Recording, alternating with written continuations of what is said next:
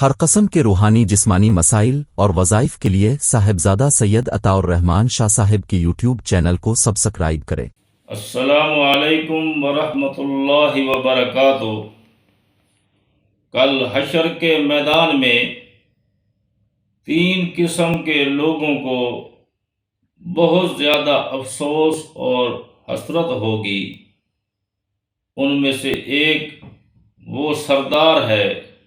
وہ مالک اور آقا ہے جو خود بے عمل تھا، لیکن اس کا ماتحت، اس کا ملازم، اس کا نوکر وہ متقی پرہیزگار تھا، اعمال صالحہ کرنے والا تھا، اور حشر کے میدان میں وہ ملازم اپنی تقوی پرہیزگاری کی وجہ سے جنت کا مستحق بن جائے گا،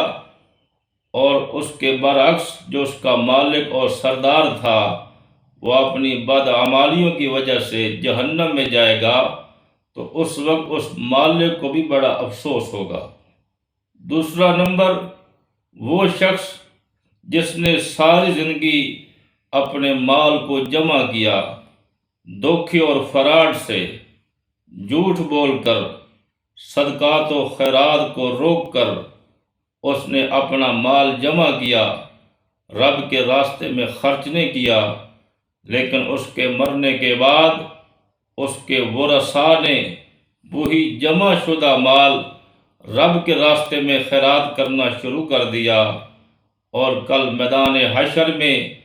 اس کے ورثاء تو اللہ کے راستے میں صدقات اور خیرات کرنے کی وجہ سے جنت کے مستحق بن جائیں گے، اور جس نے مال جمع کیا تھا وہ جہنم میں جا رہا ہے، تو اس شخص کے لیے بھی بڑا افسوس اور حسرت ہوگی۔ اور تیسرا وہ شخص جو عالم دین تھا لیکن خود بے عمل تھا، لوگوں کو واعظ و نصیحت کرنے والا تھا، لوگ اس کی باتوں کو سن کر، واعظ و نصیحت کو سن کر عمل کرتے تھے، لیکن کل حشر کے میدان کے اندر جو اس کے مقتدی ہوں گے، اس کے معتقد ہوں گے، فالوور ہوں گے، وہ تو اپنے تقوی پرہیزگاری کی وجہ سے